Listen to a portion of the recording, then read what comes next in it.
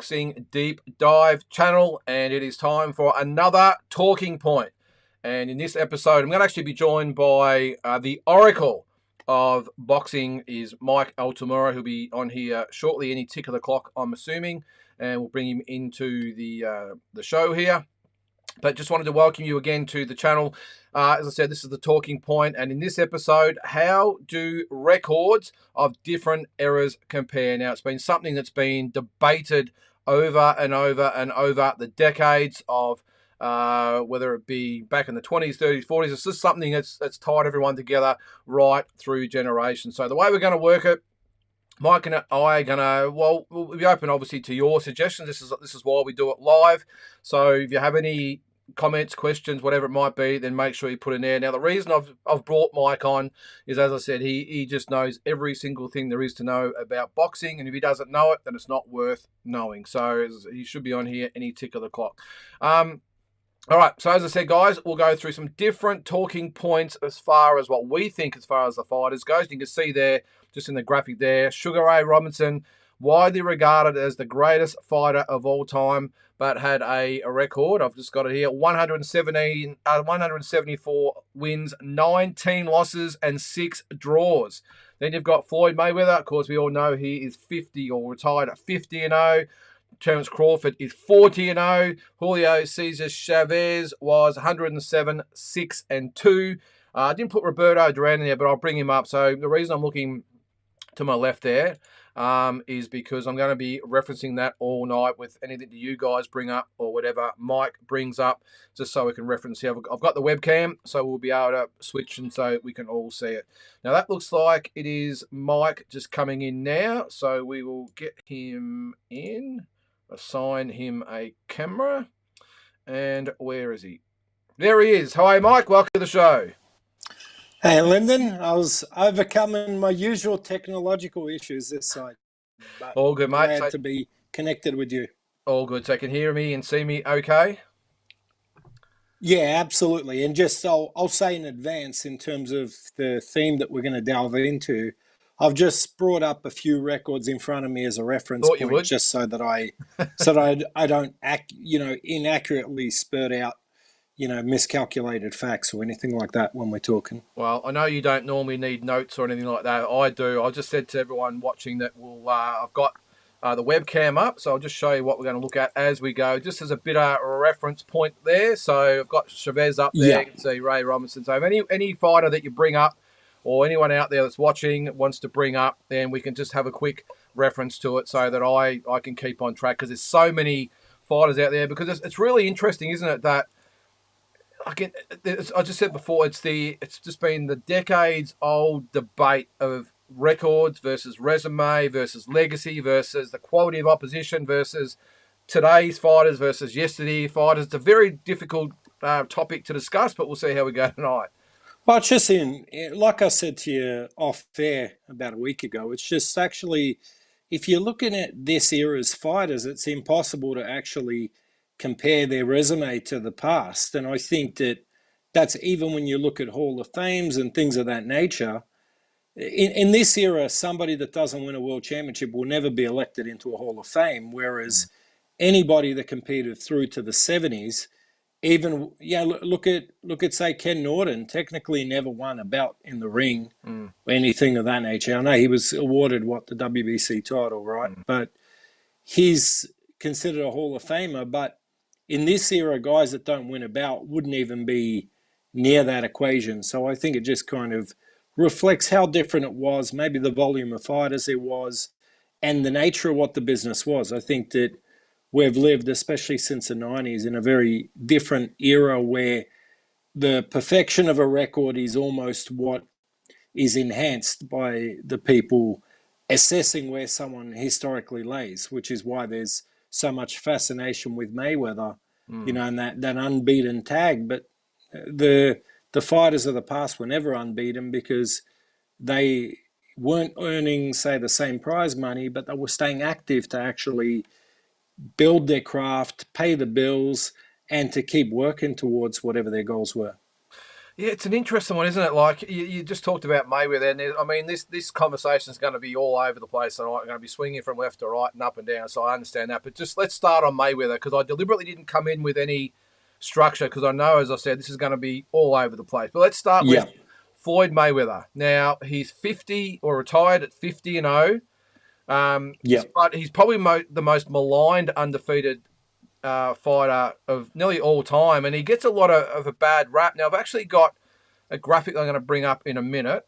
I'll bring it up now, and I've just this is 25 sort of facts of different records over there, and the one that struck out me, there's a few there we'll get to as we go, like most professional losses and all this sort of most KO streaks, but the one with Floyd Mayweather. Now I'm going to again be going backwards and forwards with this. Defeated most title Yep. holders, so he's 50-0.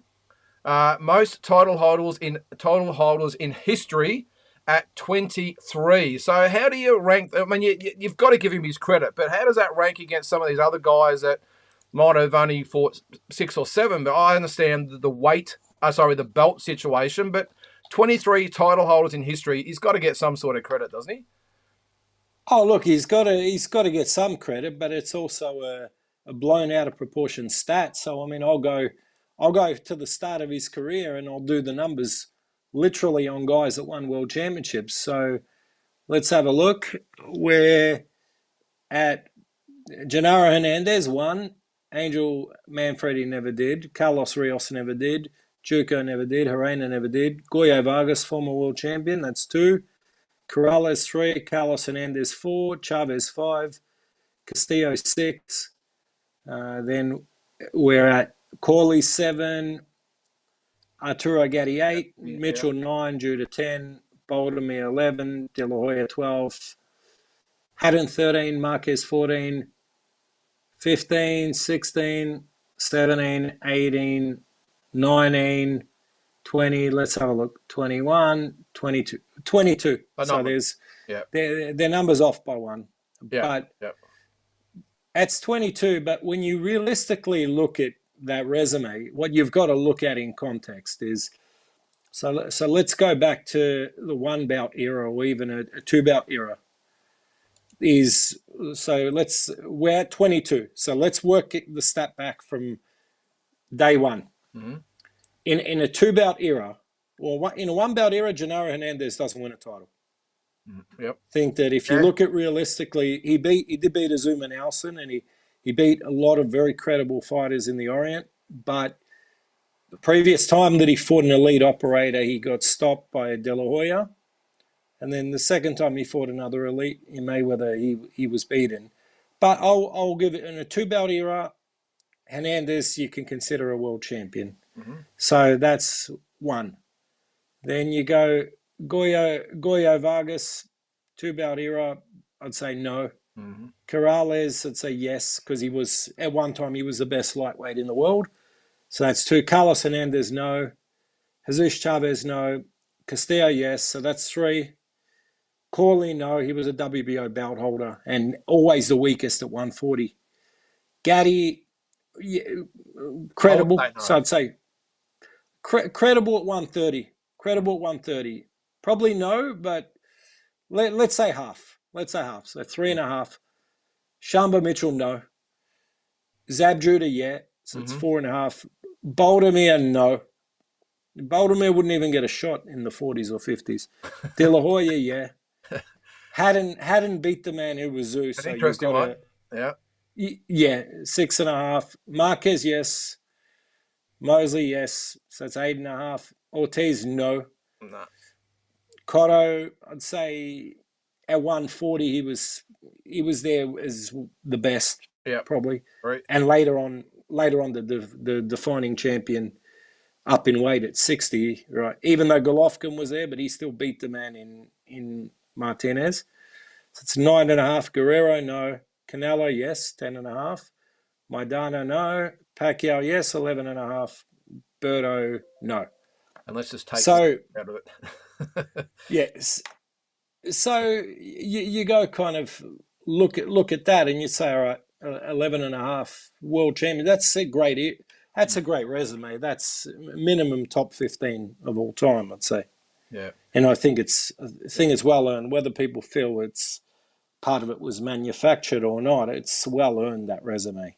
But let me, again, we're going to swing back now to the heavyweights. Let's just compare that to, say, Rocky Marciano. This is something I always sort of get caught up in. Yeah. I've got a feeling you differ from me. But with Rocky Marciano, and Ronnie's put a comment in there, I'll get to in a sec. But with Rocky Marciano, now he's 49-0, and he's universally regarded as one of the greatest heavyweights of all time. And whether you got him in, I don't have him in my top 10 or anywhere near it, but I know maybe you did and others do, and that's fine. Everyone's got their opinion. But he gets judged very, very well, I would think. He's always quite. No one questions his record ever. No one brings up anything about it. He was 49-0, but I would say putting his record 49-0 against Mayweather's 50-0, it's no contest. Mayweather blows it out of the water. Am I wrong, or you agree? No, you're right. I think that Mayweather historically is a much greater fighter. I think that. But why does he not get any grief and Mayweather does? He does, but it's the 25-year factor. Once someone's been retired for 25 plus years, they're kind of looked upon a bit differently. Yeah. But he was getting a lot of comparisons in the era of Cassius Clay and so on and so forth, and he was never viewed as being the greatest heavyweight of all time. I think that if you look at Marciano and maybe why there's more of a favourable viewpoint, it's one, he was a pretty humble champion, but two, his first, say, 38, 39 fights weren't against the absolute elite of the division, but he beat the best that he needed to thereafter. He beat Walcott, beat he's a victim Charles, of his time, beat Lewis, beat Archie Moore. So he beat who he needed to. He didn't all of a sudden duck the top contender. So in that, just again on that theme, the Mike Tyson thing. Now, I had this topic a couple of weeks ago. Where does Mike Tyson rank in the scheme of things? And most people, again, very favourable to Marciano, very unfavourable to Mike Tyson. Now, you can, I think, 100% argue that, plus that Mike Tyson cleaned out his division. Now, I understand later on Holyfield, Lewis, but when he was at his peak, which is what, late 80s, early 90s, well, probably late 80s more than anything. Late 80s, yeah. Yeah, late 80s. The Kevin Rooney era, let's just say.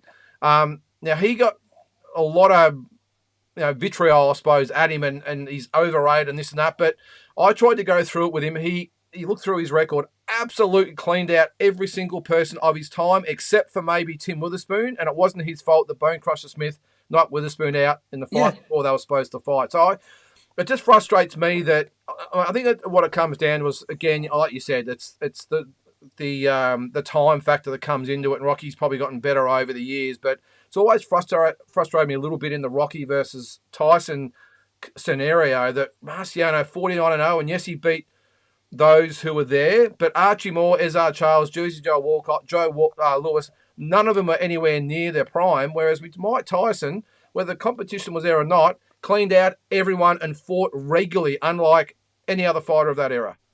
Yeah, and I just think that if you're looking at the comparable analysis to Marciano, I mean, Tyson beat the previous grand champion of the day in Larry Holmes, like Marciano did with Lewis. The difference is that, unlike Lewis, who went back into retirement, Larry Holmes actually went on to have a pretty solid second career. Very good. Fought for the World Heavyweight Championship twice more, was never stopped in any other contest. So I think that win ages pretty well. Tyson beat the guy that took advantage of the aging champion in Spinks. Spinks probably comparable to naturally smaller Ezard Charles, who actually peaked at light heavyweight, but wound up winning a heavyweight championship.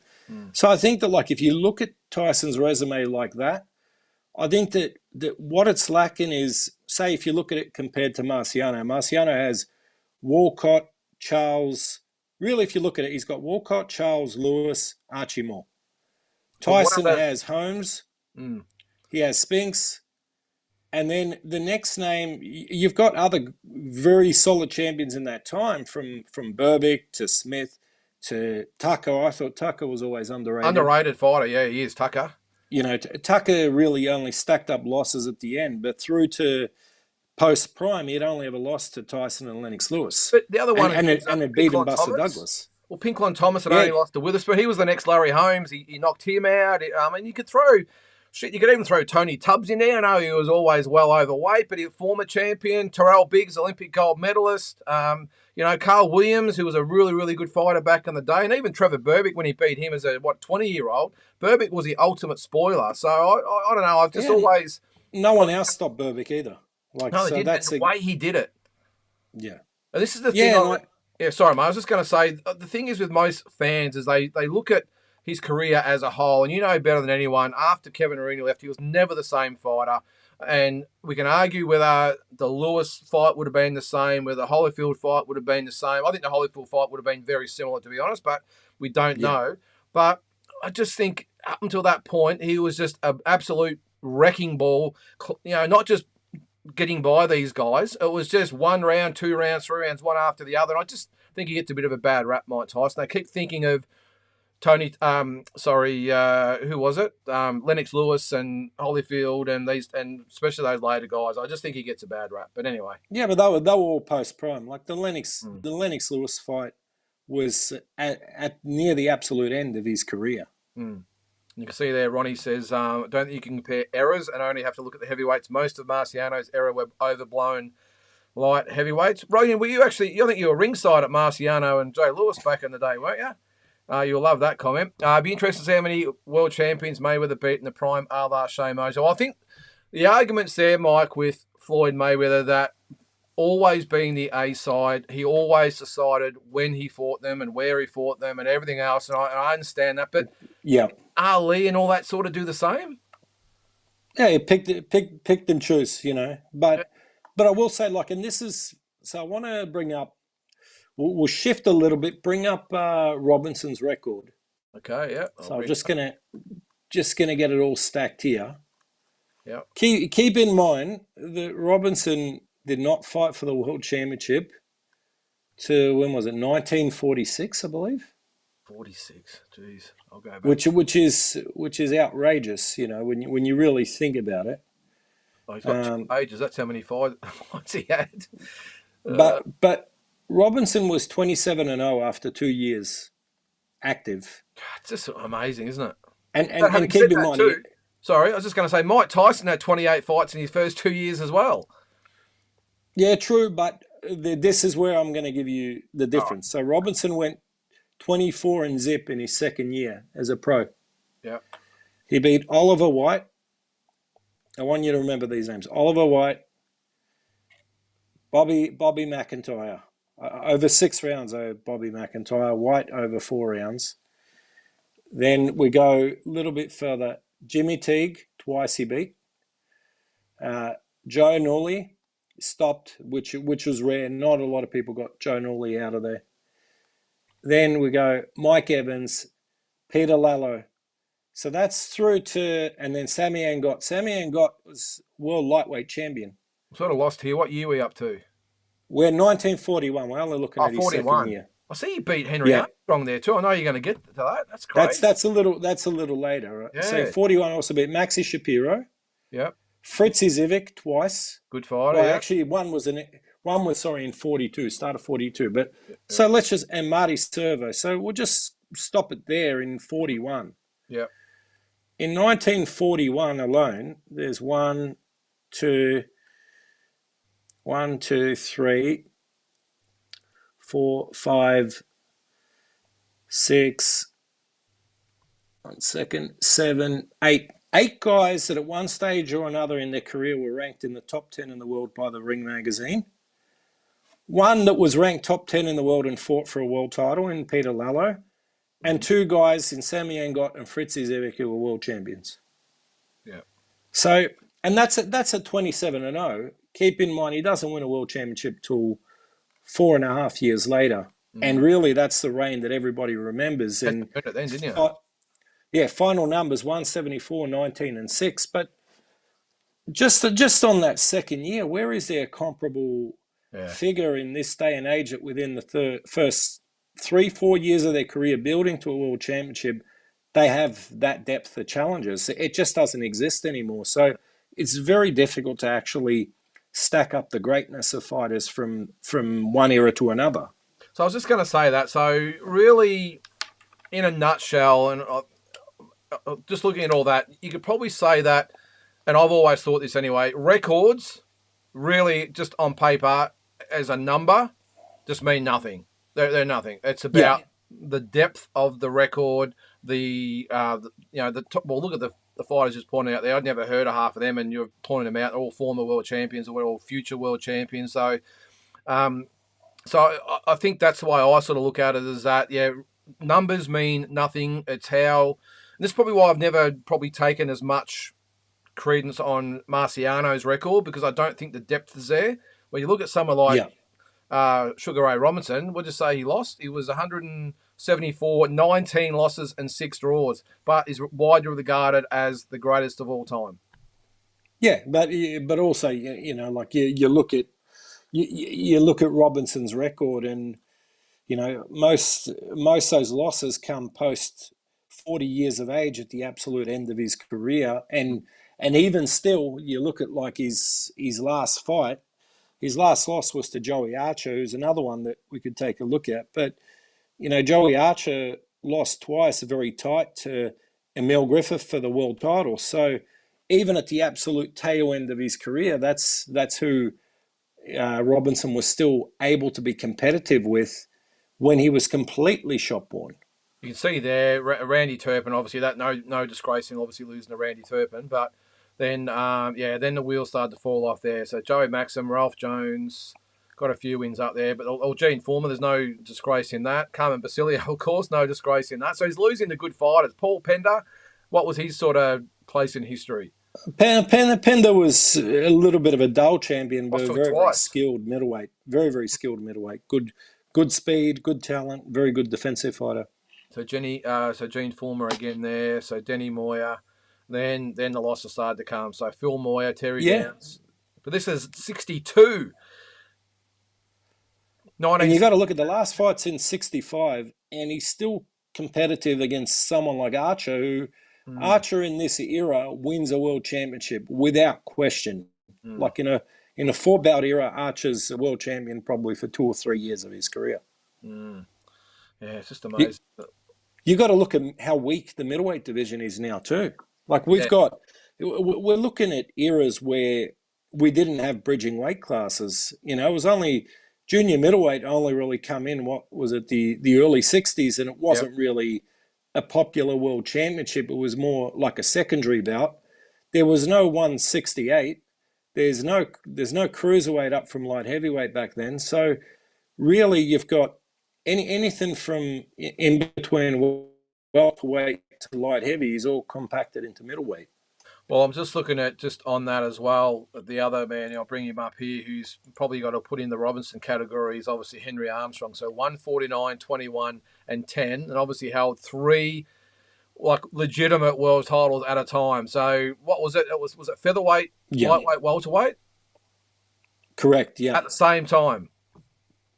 Yeah, and he got jobbed against Seferino Garcia for a version of the middleweight title. The middleweight title, while holding the 3 bouts as well.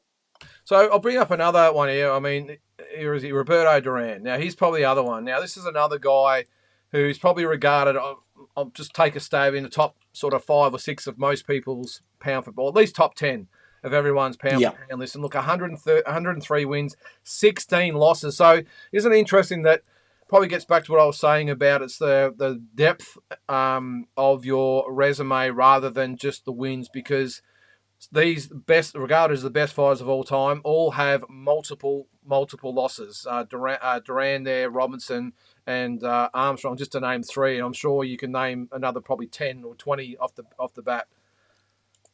Yeah, absolutely. I mean, and Duran's another one. Duran would have been considered a first ballot Hall of Famer just on his run at lightweight. It's ironic that the fights most people remember of his career is everything kind of from Ray Leonard onwards, which none of it's the absolute ultimate reflection of how dominant a fighter Duran was. All of that was kind of, a little bit haphazard. He'd have a great performance, then money, lifestyle would kind of overtake, lack of training, be a little bit indifferent, have, losses to guys like Kirkland Lang and Pat Lawler and others, and then come back and have great nights, from Davey Moore to Barkley. He had a very, very erratic career from, say, 1981 onwards. But Duran in the 70s at lightweight is arguably, and I know I've had this conversation with you before, like the only person at lightweight ever that I think would be a real shot to beat Duran at the weight would be Pernell Whitaker. I think that Yeah. he was a very, very dominant athlete. Yeah, I still remember that Barkley fight like it was yesterday, because you're right, he was up and down, because he, of course, had the first Leonard win, which is probably, I suppose, arguably his greatest moment, because prime Leonard, and of course we won't worry about the no mass or the third one, of course. Then he had later on, Yeah. what was it, 4 years later, he was knocked out by Thomas Hearns. After he'd beaten Davey Moore, Hagler was in there as well, and then he, of course, beat Barkley later on. It was always this sort of roller coaster ride with him, but I suppose that just shows the greatness of him, that he could keep going so long. So how does that rate, let's just say in today's era, let's just pick a fighter that probably similar type of fighter or similar reign of Duran, let's say Manny Pacquiao. Now I'm going to say current day fighter. He's obviously retired a couple of years ago. Yeah. But see, this is another one with multiple losses, who's regarded as probably in the top 10 or 12 of all time. I'll bring him up there. So how does he rate in regards to Duran? You can see there 62, 8, and 2. So very, very similar on ratio. I think Pacquiao stacks up pretty well because there was certain weights. Like at lightweight, he was a bit manufactured. He only really beat David Diaz at lightweight. Yeah. Didn't fight, say... Ricky Hatton, IBO, was it? Yeah, but Hatton had beaten Zhu. I know he'd then gone up and been stopped by Mayweather, but he come back, won the world championship, so it was still a very credible win. But yeah, like there's certain guys where you look at, he didn't beat De La Hoya at his peak, but arguably he beat Cotto with no excuses on the table. He beat Cotto at a weight that was comfortable for Cotto to make. Cotto wasn't drained like he was at 140, and Cotto went on to win, 2 more world titles thereafter. So nothing wrong with that victory at that particular time. Look at even Barrera. Barrera went on to have a fantastic career. Yep. Marquez too. Once Morales come back, won a world championship. Once Pacquiao defeated him. So they're all highly credible wins. And I think that all that stacks up. When we look at these tags of all-time great and of fighters that could have been competitive in any era, I think that's the kind of depth of resume that we should be looking for. Yeah, and I think Pacquiao is one of those fighters, because, of course, there's this, even after they fought in 2015, Mayweather and Pacquiao, there's still the argument who was the greatest fighter, not only of all time, but also just that era. And I think Pacquiao almost gets the, not I think a little bit unfairly, because I think it's pretty line ball. Mayweather, because he's 50, gets called the cherry picker and everything else. But Pacquiao, on the other hand, is renowned, even though he's had 8 losses and 2 draws, because I think this is the difference in the way they're perceived, is that Pacquiao always fought whoever it was, the best available at the best time. There was no catch weights. There was no, I'll fight him in a year's time or whatever it might be. It was always just fight the best now. And I think that's the reason why Pacquiao is probably universally renowned as probably the more popular fighter, which then, goes into, the perceived greater fighter. I think it's a line ball between the two legacy-wise. What are your thoughts? Yeah, I think it's tight, and you don't necessarily lean Mayweather's side just because he won their battle, because fighters have different peaks, and I think that Pacquiao peaked at different stages of his career and was electrifying much earlier in his career, whereas when they finally fought, they were both absolutely post-prime. I think that fight 3 years earlier would have been much more interesting. But I agree with you in the sense that I know people talk about Mayweather picking and choosing and so forth, but nevertheless, when he did choose him, he always got it right. So you have to also look at that side of the equation. He didn't have, and I can say respectfully for Mayweather, I don't think he ever would have, not that he traveled, and that's again a knock on his career. He never really traveled internationally, but I couldn't see any version of Mayweather losing to any version of Jeff Horn. Yeah. So they're things that kind of work a little bit against Pacquiao's legacy, or even Tim Bradley. I think that Mayweather would have found ways to shut down Bradley, whereas Pacquiao, although it's disputable, had that first loss, and it was relatively close. Although most people thought Manny won the fight. Mm. I just think that that's probably they're the little factors that just roll in Mayweather's favour. But if you look at what they actually accomplished on paper, I think Manny had the greater career. Yeah, yeah. I mean, this is probably arguable, I suppose. You can go back and forth. They had a lot of similar opponents as well, and I never go by that anyway because, as they say, stole Yeah. fights, and Mayweather beat Hatton over 10 because Pacquiao did it in 2. Does it really make him the better fighter? I don't think so. But yeah, it's an interesting one. You're right though about Mayweather. Like all the all-time greats, always has found away, didn't he? And unfortunately, Manny, I think he got ripped off a couple of times, but overall there were some losses there. And like Duran, he was up and down a little bit, but always, found a way to win those, another belt or whatever it was. But yeah, he definitely polarizes a few, does Manny Pacquiao. But again, probably like Oscar De La Hoya, I'll probably put him in that category as well. Whether you like Oscar or not, or where you rate him, you've got to give him credit that he always fought the best fighters available, like Manny Pacquiao did. Didn't hesitate, just jumped in with Trinidad and Mosley and all these types of guys and didn't care. Well, you know that story about Oscar from Bruce Trampler, Top Rank's longtime matchmaker. So when Oscar was coming through as one of the talents, the matchmakers would meet with Oscar and his management at the time and give him 3-4 options. And anyways, Oscar would sit there and not say anything, and the others would be talking about, oh, but what about this style? Is the guy a southpaw? Is the guy this? Is the guy that? Or whatever.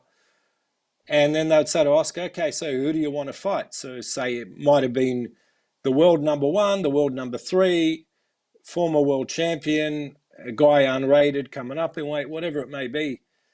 And Oscar would sit there almost disinterested, wait for him to finish. And when the ball was placed in his court, he asked, all right, which guy is going to pay the most? Mm. And that was the one he would take. And I think that when you look at Oscar's career, it's stacked with so many legacy fights. He really had a throwback mentality. He didn't duck Corte. He didn't duck Trinidad. He didn't duck, a lot of the great fighters. Whitaker, fights that people stylistically around him would have said, this is the one to avoid. Mosley, explosive speed from Mosley coming up in weight. Like Fernando Vargas, rising star, still on the rise at that time. Like he didn't duck any of the young guns in his era, didn't duck any of the veterans with complicated styles, even going to early days from people like John Molina, who was a supreme boxer. And I think that when you look at Oscar's and you look at what Oscar achieved, I think he's really one of the last fighters that we've had of the modern era that had that real throwback mentality to the stars of the 30s, 40s, and 50s. I've got another guy to throw at you here, and I want your opinion on where he stands in the scheme of things, and that's our man, Canelo Alvarez. Now, he's probably it's probably a modern day version of a little bit of a throwback. You can see these had 64 fights, always fought regularly, always fought the best. I think he gets a little bit of a bad rap. I'm going to actually hold that, by the way, unless he better fight Benavidez this year or else my attitude will change. But at the moment, I think I've never had an issue with anyone he's fought at any time. Again, he's always the A side, so I get it, that Mayweather entitlement, I suppose you would call it, where they can do that. And I've got no issue with that because all the greats of the past have probably had a similar thing. But I give Canelo all the credit in the world. If you go through all these fighters, I haven't got it on hand, but the amount of past, present, and future champions that he's beaten, it'd have to be getting up there because there's a hell of a lot of them on there. And I really respect what he's done. Yes, we've got the Benavidez fight that we're going to look for, but I think apart from that, he's pretty much fought, and that probably actually the Charlo you could throw in there as well, but he's fought the right guys at the right time and beaten them and not been afraid to take on Mayweather and these guys. And even stepped up and fought Bivol. Yeah. Fought a guy with extraordinary feet at light heavy, a weight he doesn't belong at. But yeah, I mean, I can do a quick run through. We'll do the Mayweather style world champions he's defeated. So one that's forgotten, he defeated future lightweight world champion Miguel Vasquez in his third contest. Is that right? One. Oh, yeah, there he is. Yep, it was his debut. Yep. Yep. So then obviously there was a drop down from there. for quite a while. I think the next world champ on his resume would be Lovemore Nadu, if I'm not wrong. He beat Vasquez I'm just twice. waiting. Oh, no. Yeah, Baldomir. So Baldomir's another one. Jose Miguel Cotto is the fight that kind of launched him, if you remember. Yeah. That was on pay-per-view. But so Baldomir, Lovemore. So we're at 3. Ryan Rhodes and Haddon were title challengers. Same with Gomez, but never actually won it. Cintron, former world champion. Mosley, so it's 4, 5. Trout 6. Lost to Mayweather. Angulo never won a title. Lara 7. Kirkland never won a title. Cotto 8. Khan 9. Smith 10. Chavez Jr. 11. Golovkin 12. Fielding, he was a world champion. So 13. Jacobs, Kovalev, Smith 16. Saunders 17. Plant 18. Golovkin only counts once. Charlo 19. So if we're playing this, how many world champions he beat? If he has 4 more fights and he fights 4 guys that had won bouts, he's comparable to Mayweather. Then, if you're just running on that statistic, so we know obviously it's not bulletproof, but I think that really when you look at this resume, the only fight in recent years that was questionable was Avni Yildirim, and the only reason that was fulfilled, and that was actually the year he fought. Was it 4 times? He fought 4 times within 12 months. But the only reason he fulfilled that fight was because it was a WBC mandatory, and out of loyalty for the WBC, he just wanted to fulfill that commitment. Because that was it was really soon after. Yeah, it was like two months later, wasn't it? Yeah, so he fought Smith in December, and then 2 months later, they did that one at Hard Rock Stadium in Miami. It was just basically to check that box and get it out the way. So I don't have an issue with that fight, but it was a pretty brutal defense for him, like too easy. I look at his resume, and look, the one thing what I've always respected about Canelo is, even if you look at I respect him a lot for the Mayweather fight. I think he's maybe got a little bit ahead of himself there to think he could beat Mayweather, but that's okay. He wanted to dare to be great, as they say. But then I really gave him credit for fighting Lara. He didn't have to, and he gave a really tricky guy a shot. Actually, it wasn't for a world title. That was just a normal fight, but just to fight him. I mean, that was a tricky fight for him. Cotto, of course, that was for the title, so you got to get that. Not so much Khan, Smith, but Golovkin. Yeah. To fight Golovkin when Golovkin was absolutely at his peak, and whether he won or not, it was a draw or whatever, we can argue that. But the fact that he actually took him on, and he didn't really need to. Really, he could have delayed that for another year or 2, but he took him on, gave him a rematch a year later. You've got to respect that, in my opinion. I just don't see some of the other guys taking those really risky fights when they don't have to, and he did. Oh, I mean, he did that a number of times from Mayweather. Mayweather, you understand, because that was a big legacy fight.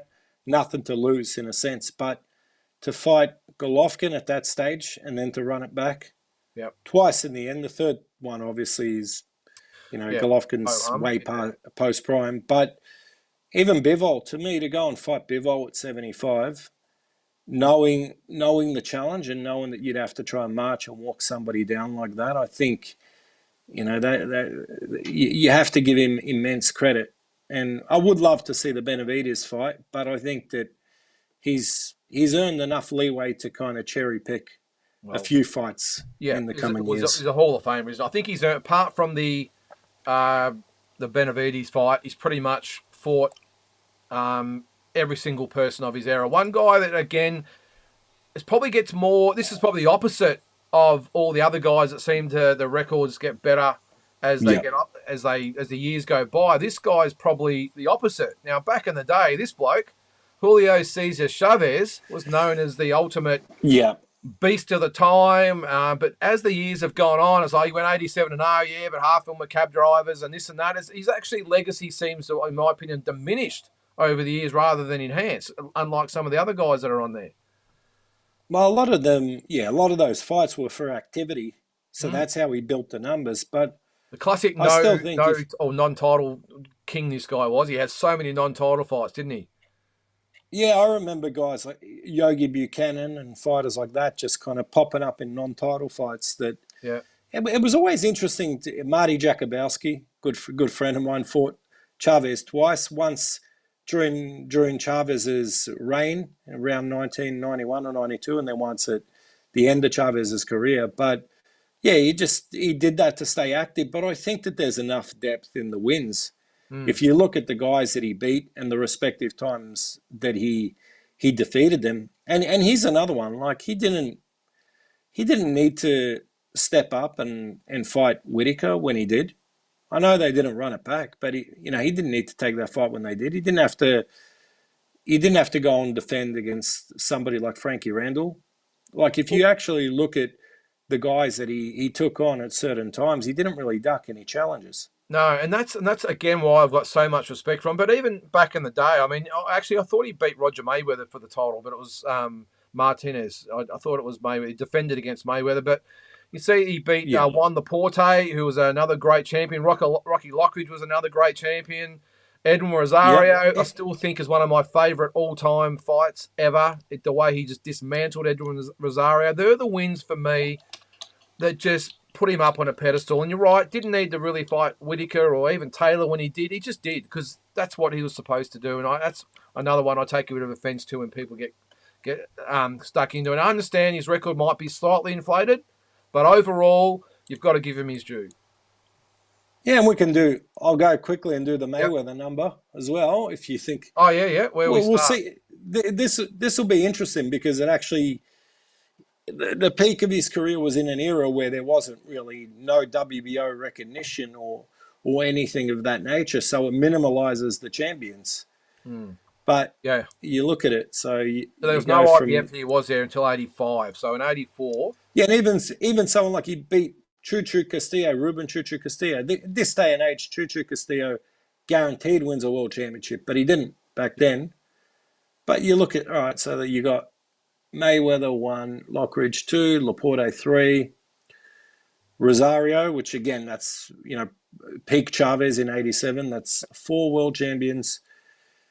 Bazooka Lemon 5. Ramirez. Jose Luis Ramirez 6. We can't count Mayweather twice. Fuentes, future WBO world champion 7.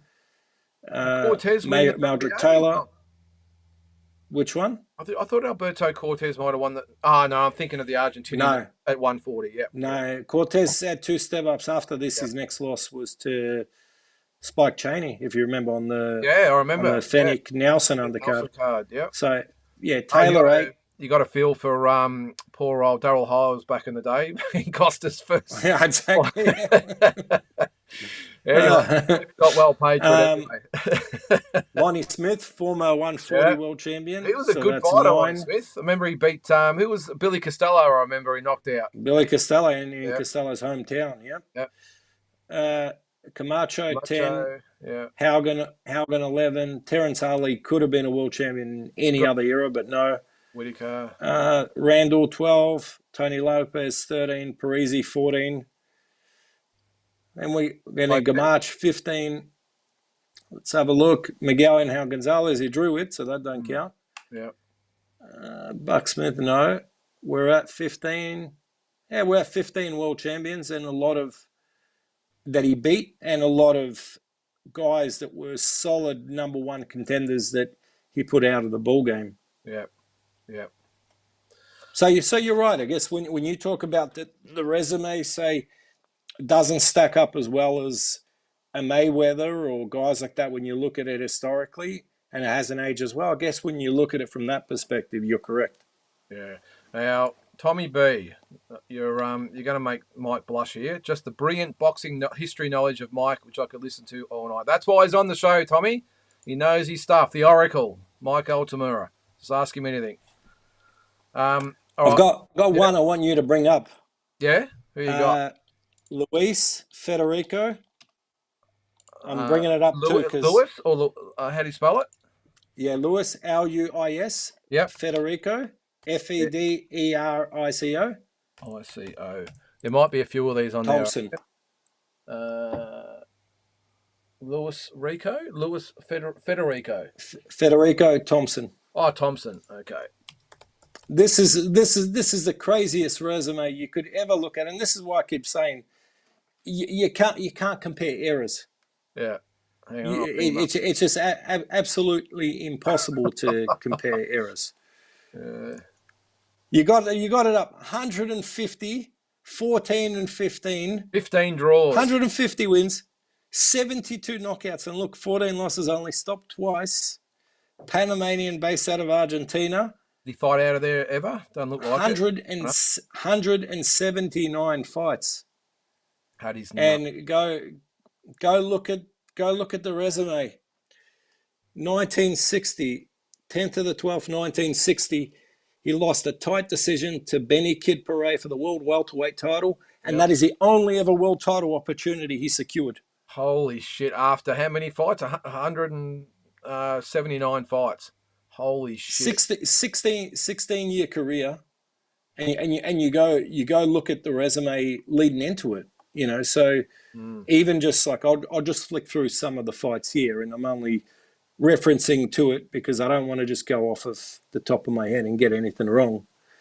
But you look at the guys he beat: Jorge Fernandez, 69-2 in 1959; Cirillo Gil, 65-3 for the Argentinian title. Gil was top 10 in the world at the time. The reigning world welterweight champion Don Jordan in Buenos Aires, 1959. He flattens Don Jordan and doesn't get a shot. Then has to fight 3 fights later, fights Benny Kid Paret for a welterweight eliminator, draws that fight, still doesn't get a shot. Then think about this, beats a guy 82-9, 36-14, 24-2. Gaspar Ortega, one of the biggest draw cards in American boxing at the time, 57-18 at Madison Square Garden, before he finally earns his shot against Benny Kid Paret. All those fights, think about it. Think about it like this, right? So when you look at that, right, he knocks out Jordan in December of 59. Then comes back in Feb and beats Ochoa 82-8 over 10 rounds. That's not enough. 13 days later, fights Angel Ahumada 47-6. Still not enough. 5 weeks later, back in a world title eliminated against Paret, draws. Then 2 months later, beats Ochoa again 82-9, 12 rounds. A month later, back against Charlie Tombstone Smith, 10 rounds. 5 weeks later after that, 24-2, Jorge Peralta, he knocks him out. He gets a bit of a reprieve, 5 rounds.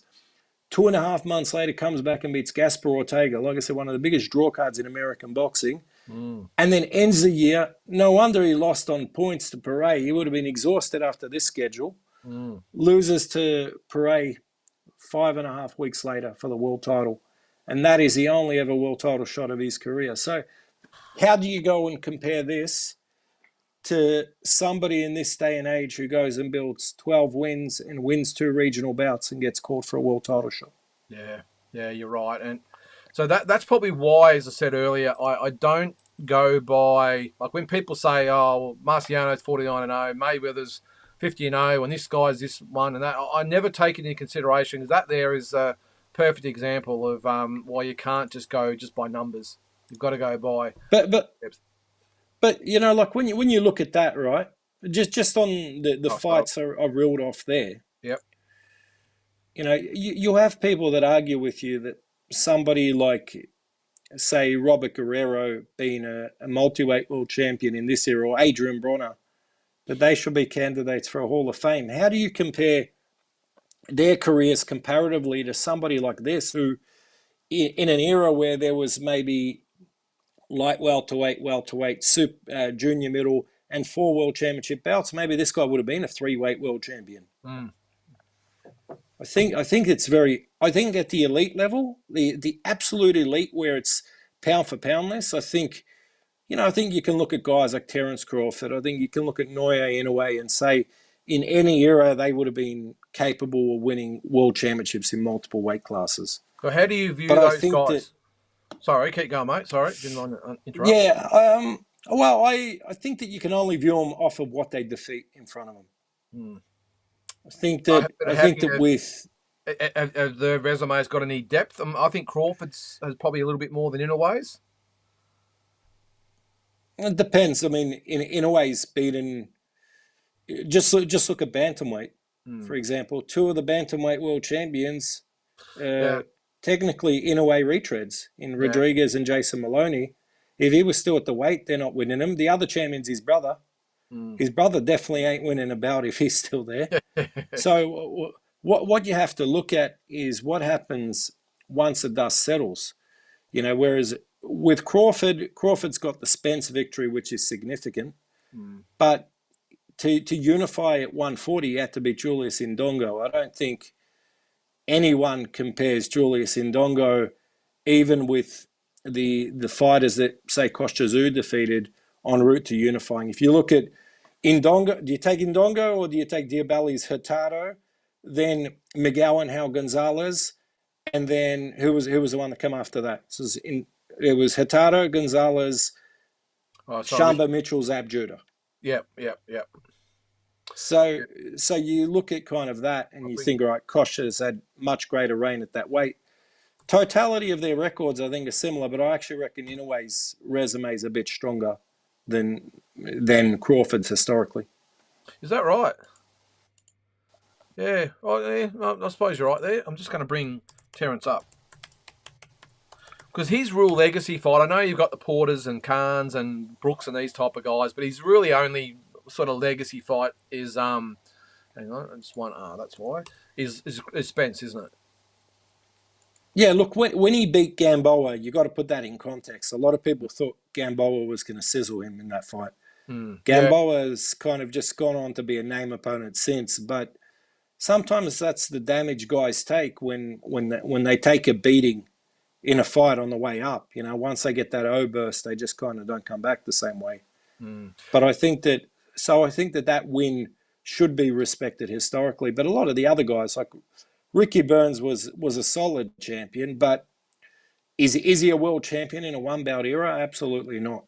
So a question for you. Let's just say, well, there's sort of we've got Floyd Mayweather, who's you could call him a modern day fighter, but he's been retired for 6 or 7 years. So let's put them side by side. Crawford and Mayweather. If Crawford has another, what is he, 40-0 now? I think he is. If he has Yeah. another 11 fights, just against the odd mandatory and a few voluntaries and bounces around a bit, doesn't have the Canelo fight, doesn't have the Zoo fight, just beats the guys around him at 147 to 154, maybe 160. Gets to 51-0 without fighting Canelo and Zoo and a couple of other pound for pounders at the moment. Not that Tim's pound for pound, but hopefully we'll get there. You couldn't possibly say that Crawford is above Manny Pacquiao, even though he's got a No, 50 nowhere near. record. Yeah, no, nowhere near. It's actually, Mm. even if he went up and beat some of those challenges, it would be extraordinarily difficult just because he needed to beat Spence 3-4 years earlier. Yeah, yeah. That's quite more realistically, Mm. yeah. To get the right impact out of those wins, even beating Brook and Khan, those wins would have been more significant 3-4 years earlier as well. Yeah. As he's beaten them both way post prime. So that's what I'm saying. Like when you look at context, I think that he's been an absolutely elite fighter, but he hasn't always had the best challenges. Whereas Inoue's challenges maybe haven't carried the same name value. But when you look at Inoue beating Jason Maloney, Maloney's then gone on to have a very serviceable career, Yeah. become a world champion thereafter. So that kind of has to count for something in this era too. All right, now we've got about 7 or 8 minutes to go. What I want to put on you at the moment, I didn't actually tell you about this beforehand, but I want to just off the top of your head, give me a bit of a, not even particularly in any order, although you can if you will, knowing you probably will, but a top, say, 10 of the most solid resumes / records ever. So not necessarily the like the pound for pound best. We've done that before, but probably the most solid resume of all time, and that might coincide with being the best fighters. What do you think? Yeah, so my number one is actually going to be completely left field, which people will understand when I give you the facts on it later. So I'm glad you actually raised this because I wanted to bring this guy's name up. But all right, so a lot of this I'm working off the top of my head. I think we've covered a number of the guys. I think that if we're looking at top 10, I think Duran there, absolutely. Okay, so at number one So, or 10 oh, or in the top 10. in the top 10, you putting me on the spot. That's yeah. Well, I just I thought of it think as we were going. I think Duran. I'm going to I write this think down. Yep. Ray Duran, Ray Leonard. Yep. What? Let's go to 10, and then let's go 9, and then I'll figure out my top 3 from that, and then I'll give you the 10th one. Okay. All right. You go for it. Duran, Leonard. Mhm. I think you have to look at Sandy Sadler. I think even more so We than did Pep. mention him. Sandy Yeah. Sadler Yeah. beat multiple world champions, beat multiple contenders, 1, 2 weight classes up, top 10 in the world, en route to actually getting his shot. So I think that's 3 of them there. I think that That's when 8, you 9, and 10. so that's 3 of them. I think that Didn't know that's his record. you've got to obviously go. Mm-hmm. Yeah, you've got to go Ray Robinson. Yep. Yep. Got to go Henry Armstrong. I think that they're no-brainers. Yep. Harry Greb. Your old favourite, Harry Greb. Harry Greb, actually, I already say that's the number 1 resume of all time. If you look at the amount we'll of bring him up as well. Hall of Famers and everything that he fought, absolutely. All right, Harry Greb. So I've already said Duran. I'll go another modern era. Just before you go on there, mate. Before you go on, hang on. His record was different before. So 100. Oh, that might include everything. But okay, 108. Yep. Okay. So you've got Robinson, Armstrong, Greb. Yep. Yeah, if you look at the amount of Hall of Famers Greb fought, it's out of this world. Okay. Yeah. Completely out of this world. One for all the. Then I'd say out there. Archie Moore. Yeah. Yep. Yep. You got to go. Then I love the elite era of the welterweights. So you've got to go Kid Gavilan. Gavilan, yep. Take note out there, kids, because these are all the fighters you should be looking up and watching on YouTube if you can find them. So we're at 7. We've got room for 3 more. So I'm going to throw. I'll throw 2 more. I've got Duran, Leonard, Sadler, Robinson, Armstrong, Greb, Moore, and Gavilan. Oh, that is 8. All right, so I'll go 1 more. I'll give for you young kids. I'll work out a modern era fighter. Yeah. So I'm just trying to think whose numbers actually stack up in terms of like who they fought from this era. I would say De La Hoya. I think De La Hoya is probably above the strongest. Mayweather and Pacquiao. Yeah. In terms of guys at the height of their powers, peak of their powers. Yep. You got to look at the timing of when he fought, and he fought everybody. Yeah. Not so just that's 9 fought, though, but the results. So yeah, even though he lost to Trinidad and Mosley and these types of guys. Yeah, I would still put him there. You're right. He beat Whittaker, Chavez. Yep. But you said to me resume in terms of who they fought. Number 1, not number 1. Well, Greb's number 1, but the one I've been holding out for last. Angel Robinson Garcia. I want you to bring him up. Angel, I've never heard of him. I got to say, Angel Robinson. 100%, you've never heard of him. If anyone out there has heard of him, let us know. Hang on, is he? I'll be able to see. Angel. Okay, there's a few of them there. What country is he from? Cuba. Oh, okay. Now I know. I can see him there. All right. So he has. Let's bring him up. 138, 80, and 21. He's had 80 losses, Mike. All right. Let me give you context. Let's go through the numbers. All right. He fought in 19. You asked for the depth of the resume, right? Yeah. We're not just looking at win-loss. That he was ranked top 6 or better in the world in 5 out of 10 years in the 1960s at junior welterweight. Mm-hmm. In spite of their record, the losses, everything. So ranked top 10 in the world for 5 years in an era when that counted. Fought in 19 countries. Fought 6 members in the International Boxing Hall of Fame. I know you're a big advocate of the Hall of Fame. Yeah, love the Hall of Fame, yeah. Fought over 50 fighters that were world ranked. and fought 16 world champions in his career. 16. How many did he beat? Any of them? Beat a number of them. Usually would lose on points. Yeah. Points, draw. Like he's able to have fleeting successes. But if you look at the resume and look who he fought back to back to back, few weeks apart, and the fact he was fighting all these guys on the road, it really builds your appreciation for what guys went through back in those days. That is amazing. So it was the 60s and 70s. Yeah.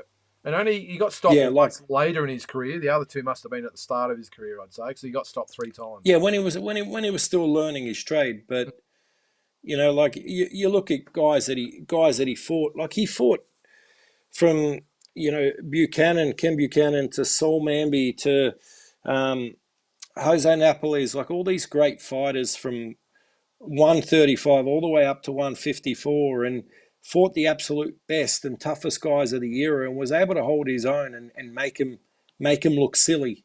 Was able to turn him inside out, and was just more of a defensive fighter, But I think that when you look at kind of the depth of resumes and that, and what our job on these programs to educate people a little bit on the history of the sport. I've been educated. I'm sure everyone has been educated.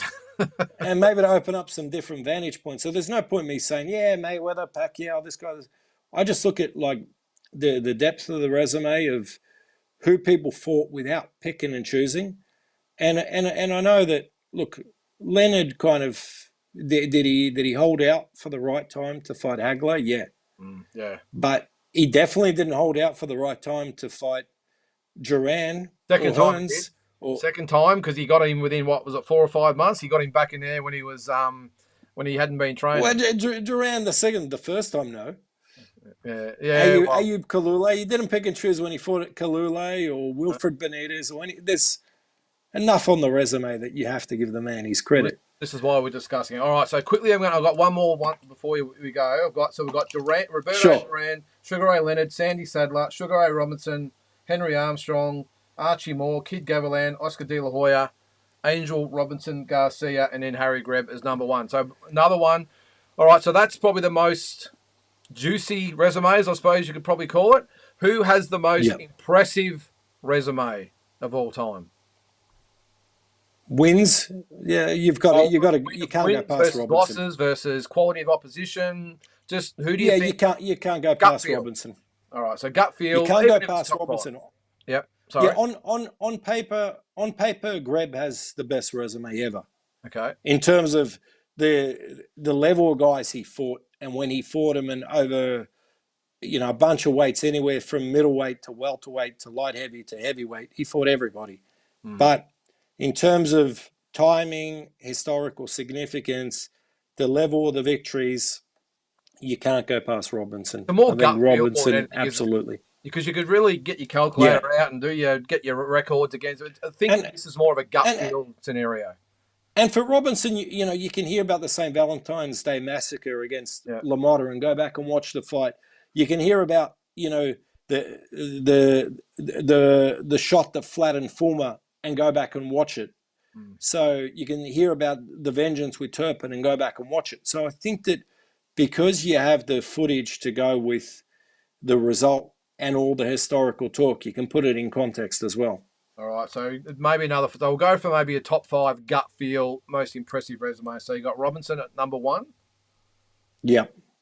And just no particular order. What are the other ones? Sadler, yeah.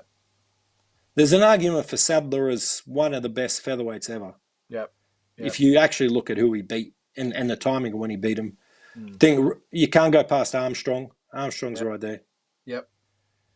Okay, so at Robinson, Sadler, and Armstrong, yep. Yeah, then say Moore. Moore, yeah. What was his record again? I don't think I brought him up. Have you got that there, Archie Moore? Was it like 183 and 22, something like that?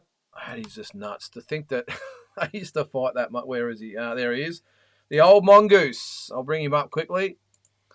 186 23-10. I was close. It used to be 183 and 22, but as Oh, they I'm go really back disappointed you historically didn't and get that discover exactly other right, fights. Mike. But anyway, we'll give you. Yeah, me too. I All right, won't so get, we've I got won't get it wrong the next time. one more. So that's Robinson, Sadler, Armstrong, and Moore. One more. Yeah, and let's put Duran. Bit of Duran. a modern day touch. Yep. So put Duran. I do think that if you're looking at heavyweight resumes, I think that just on the fact of who he fought and the fact that he fought so many significant guys stepping up, I think Joe Louis would Yep. carry that mantle. What And then probably Ali. Yeah. So you wouldn't put, say, a Pacquiao or Mayweather in there? Not. No. No, I would put them just out. Actually, I've just returned to the comments there. Ronnie had a question. Joe Calzaghe. We didn't actually mention Joe Calzaghe. He's an interesting one. Didn't get his opportunities at the right time to really cement the legacy. If he beat Jones or he beat Hopkins 5 years earlier, how he's perceived historically will be very different. He's one here. No, Ali. That's an interesting one as well. Ali's right there. Yeah, Ali's right there. I think if you look at heavyweights, I just think that it's hard when you've got guys that, especially at heavyweight, you're stuck to one weight class. Whereas a lot of these other guys shifted through 1-2 weight classes and fought the best, say from lightweight to welterweight to middleweight. So the resume stacks up a bit more. But if you look at heavyweight resumes like Joe Louis, Ali, you can hardly fault them. I think you had Joe Louis as your number one, I think, didn't you, when we did the top heavyweights of all time? Yeah. Ali second. Yeah, which I know a lot of people argue with. A lot of people say Ali over Louis, which, again, there's a strong case for it. I just think that Louis beat more guys that went on to be inducted into the Hall of Fame. Yeah, so if you look at... Yeah, sorry, yeah. Yeah, if you look at it with that context and through that lens, and then I guess they both had truncated careers because of sitting out due to the war for different reasons. But I just thought like Lewis's resume just slightly stronger, but Ali's has so much more familiarity because it's closer to this day and age. Yeah, I think I had Ali at number one, but I certainly wouldn't argue about Louis being, and that's probably about Louis being number one. So you can have nice friendly debates and we'll call them arguments, but disagreements. But I think with those 1 and 2, I think it's undisputed that both 1 and 2. Quick one on that one. Who'd you have at number 3? I had Larry Holmes. I'm trying to remember who I actually had at 3. We might have to do another one, I reckon. Yeah, I'd have to find my list. It definitely wasn't Holmes. So I think I had Holmes at about 6 or 7, something like that. Well, we might have to revisit. A lot of these videos are a couple, 2-3 years old now. We might have to do this in this format where we might go through our, we'll dig them back out and go through our top 10s, whether it be pound for pound of overall or particular divisions, and just see what people think. But I agree with you there. The representative, they don't make them like that anymore. I agree, mate. And as in, was it Liston, Patterson, Fraser, Norton, Lowell, Shavers, Foreman, Young? Yeah. And Young's probably a little bit underrated too, I suppose. Yeah, and again, another guy that stacked up a lot of losses at the end of his career, but during the absolute peak, you got to look at who he beat. You know, he beat Foreman. He arguably beat Ali. If that decision rolls his way, he's considered an all-time great. Yeah, 100%, mate. Well, if any of you guys out there have got any final questions, let us know. And more importantly, any suggestions about what we do now. You've got the Oracle to my left. So if you've got anything, especially historical stuff you want to bring up, then Mike's your man. We'll get him back on to discuss. But I like the idea. This is a good thing about this, the talking point. It can literally be about anything. It's just us on here debating. So we'll see how we go. But mate, really appreciate you coming on. It's always a pleasure, and I always learn plenty when you come on, and I'm sure everyone did out there, and whether you're watching live or you watch after the fact. And really appreciate you being on, mate, and giving up your time for all of us. No, I appreciate the opportunity, and like I said, it's always great to talk boxing and to shine the light and spread the word on some fighters that just seemingly are lost to the past.